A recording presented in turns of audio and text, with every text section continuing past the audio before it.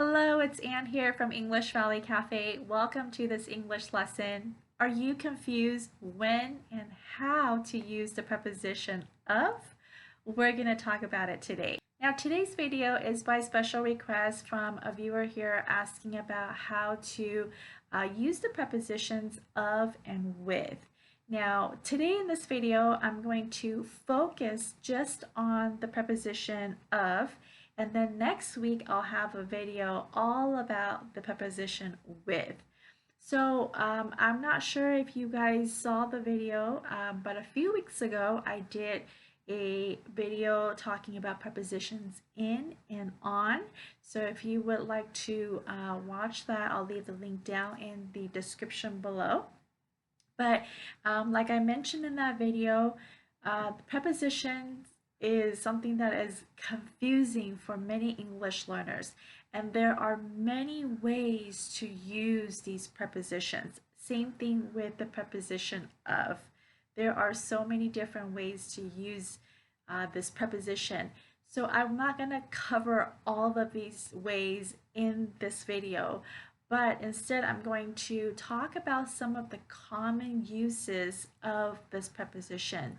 And at the end, I'm going to go over some common collocations that we use with the preposition of. Today, we're going to start off by talking about one of the most common uses of, and that is to talk about people or something belonging to or relating to other people or things. Some examples: if you are subscribed to this channel, you are part of the EVC community. Okay, so you are part of the community, the topic of this lesson. Another common use of is to talk about possessions. So for example, the names of your colleagues, the hood of the car. Okay, so here we're talking about possession, names of your colleagues, hood of the car.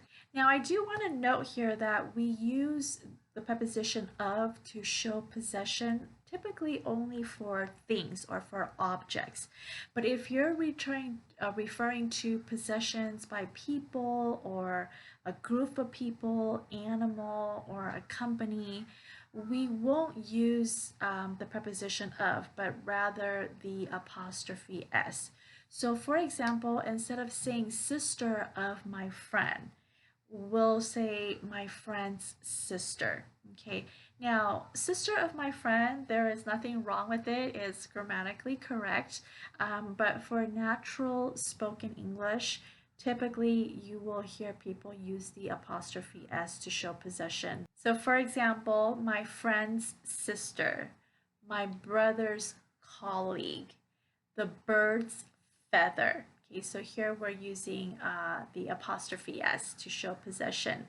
Now moving on to the next common use of the preposition of is to reference number or an amount of something, or we use it to talk about quantity. So for example, I drink 8 ounces of water.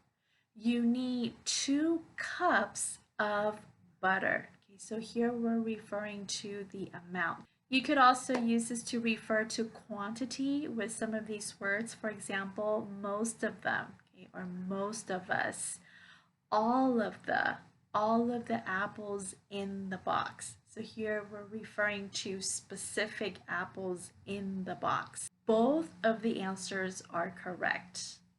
Both of the. Or a few of my friends. A few of. A lot of the videos, a lot of, or we can say lots of.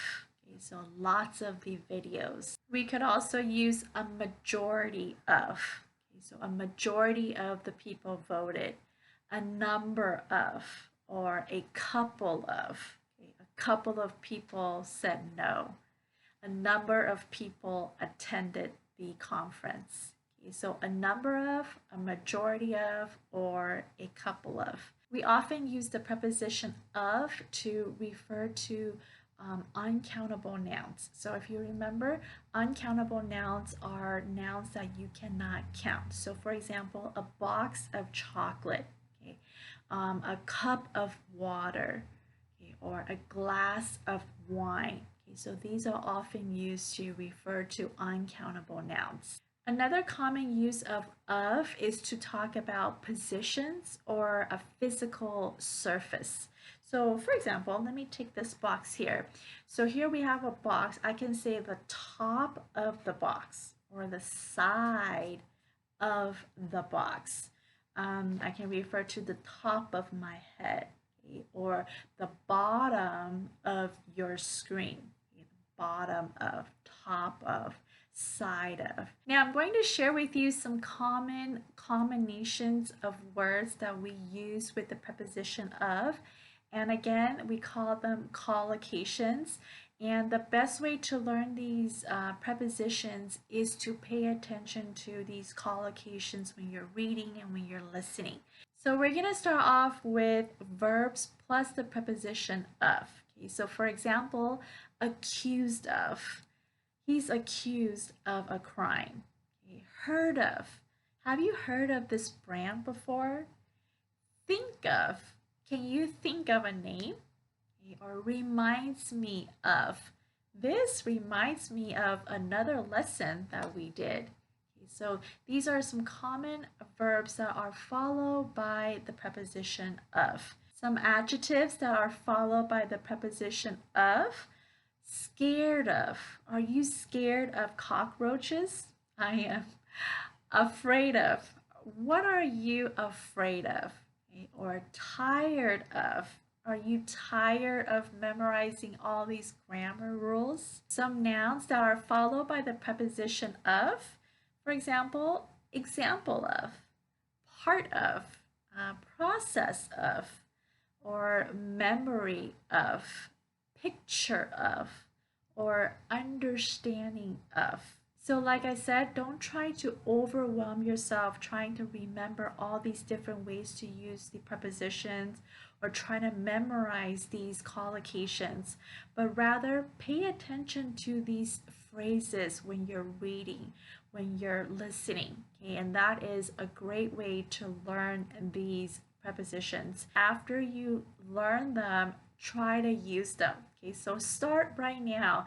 Take one of these collocations, afraid of, accused of, scared of, and write a sentence in the comments to practice. And that's it for this video. I hope you find it useful. If you have any questions, feel free to leave it down in the comments. And if you enjoyed this video, make sure you smash that thumbs up button and don't forget to subscribe and tap on that bell icon.